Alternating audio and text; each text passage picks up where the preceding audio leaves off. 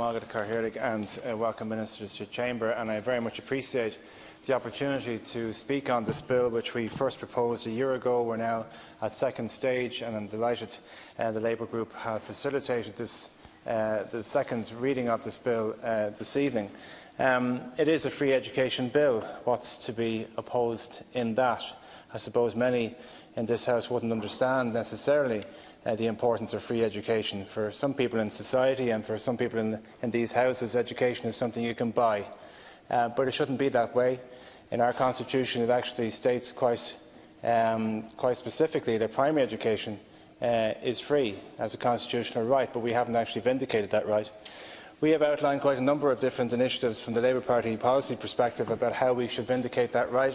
We proposed a free book scheme that children in the Republic of Ireland should be able to avail of school books just as children in Northern Ireland avail of them free. And remarkably, we are the ones who are supposed to live in a republic as opposed to the children in Northern Ireland. We don't have free education. And the point of this bill is to remind us all that the relationship between a parent, a child, a student and their school should not be a financial one. The relationship between a parent, a child, a student and their school should not be a financial one.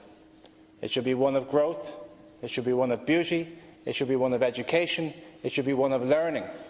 And all you should talk about in the corridors of a school with a parent or a student or a child is growth, is beauty, is learning, is education. But far too often the letters that go home from a school to a parent via a student is, "Can we have your voluntary contribution, please?" And if the parent is not in a position to provide the so-called voluntary contribution, then the interaction between that parent and the school does become a financial one. And their likelihood of engaging in school activities is inhibited, because if you feel that you don't have the money to give for your voluntary contribution, are you less or more likely to go to the parent-teacher meeting, to be reminded of it? Are you less or more likely to go to the football match? Are you less or more likely to go to the school concert? Are you less or more likely to engage at the school gate with a teacher or a principal who will say, "By the way, parents, I hope you saw that note we sent home about the voluntary contribution"? So let's be clear. In a fully functioning democracy that values education, we wouldn't have voluntary contributions. There are many countries in Europe, particularly in Scandinavian countries, who think it's absolutely unbelievable that you would have a fundraiser for a school. Sure, isn't that what taxes are for? And I know that many will say if you don't have voluntary contributions, you can't keep the lights on, you can't keep the school heated, you can't have fully functioning school activities. Well, isn't that the conversation we should be having then, about the proper state funding of our school system? They say our bill will cost €45 million. Well, then let's find the €45 million. Let's not be talking in terms of tax cuts. Let's talk about proper provision of education for the children of this country. Now, as many people may know, I used to teach and was principal of a school in a disadvantaged part of this city. We weren't in the position to ask anybody for a voluntary contribution. We weren't in the position to ask anybody for a contribution at all. We weren't in the position to have fundraisers that would raise in between €40,000 or €50,000, as happens in other parts of the city, because the parents didn't have it. But is that the kind of education system that we want to stand over? That those who can provide more get more, their children get more, their schools get more, and those who can't don't. And DEIS doesn't plug the gap. So what we're trying to achieve in this bill is not actually that you can't have fundraisers. You can have fundraisers, you can have the morale-boosting cake sale, you can have the table quiz, you can raise funds for general school activities if you so wish. But you can't link a contribution to a school activity. You can't say that if you don't get money that your child can't participate, that your child can't get a locker, the child can't go on the school trip, the child can't avail of whatever school resources should be available to every child. Now, we have tried, many governments have tried, to work with school patrons, to work with boards of management to try and lessen this practice of sending out voluntary contribution letters, and it's not working. So we have to ban them. We have to bring in legislation that bans the linkage of contributions to school activity.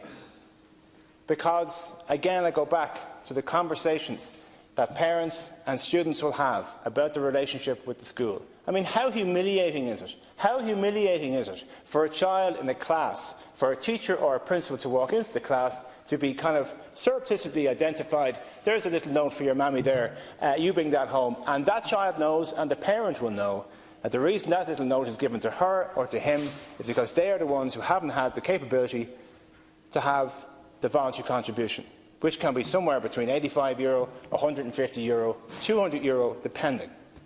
Now, the school will say, without the voluntary contribution, we can't keep the school alive. Well, that's the conversation they need to have with the state. That's the conversation they need to have with the department. And the department needs to be real about the day-to-day running of schools, because the department don't want to have that conversation. The department would rather it wasn't their responsibility at all. Let's let the school managers run the schools. Let the board of management do what they will. We just provide the curriculum. We just pay the teachers. No, I don't agree with that. We need a state education system. We need the Department of Education to take it seriously, and we need the Department of Education to fund it. That's why we pay our taxes. That's what a fair and transparent and progressive taxation system is all about. And you shouldn't ask for parents to foot the bill a second time. So fundamentally what we're trying to achieve here is not to stop fundraising, is not to stop contributions if somebody wants to contribute to a school, but to stop this practice of linkage of contributions, financial contributions to school activities, and also to stop this practice of so-called voluntary contributions, because we know they are not voluntary. So if we have, I suppose, the aspiration, the vision of free education, what does that mean?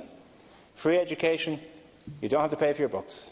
Free education, you don't have to pay for the school trip. Free education, you're not asked repeatedly for money for art supplies. Free education, you don't have to pay for the school meal. Free education, you don't have to pay for school transport. This stuff has to be paid for. This stuff absolutely has to be paid for. But this is the choice that we have to make in Irish society. Do we believe in a tax-cutting regime which individualises everything, which benefits the rich more, which entrenches inequality, or do we believe in the provision of public services for everybody, for absolutely everybody? And please don't tell me, oh, we have all these schemes in disadvantaged schools, etc., etc. In every single school in this land, you'll find a disadvantaged child. In every single school in this land, you'll find more than one disadvantaged child. You'll find overlapping, entrenched, intergenerational disadvantage, and they are still the ones who get the letter home asking for a so-called voluntary contribution. And it is humiliating. It is undermining. It's embarrassing. And it's completely unnecessary in one of the richest countries in Europe. So, fundamentally, Minister, what I think we can all achieve this evening, and I appreciate that the government are not opposing the bill, is that we stand fast to that Republican ideal of free education. And it's not something that I just came up with. It's entrenched in the constitution of the land. So let's vindicate that right.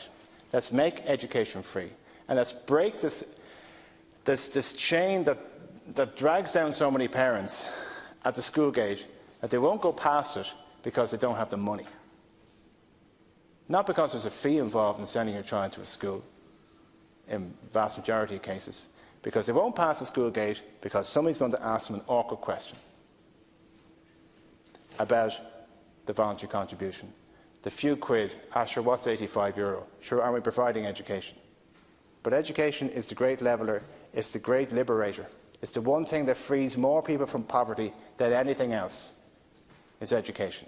And not because it turns people into economic units so they can compete in the job market, because it frees the mind, it opens you up to beauty, to poetry, to language, to know the value of love and interpersonal relationships. Education is everything.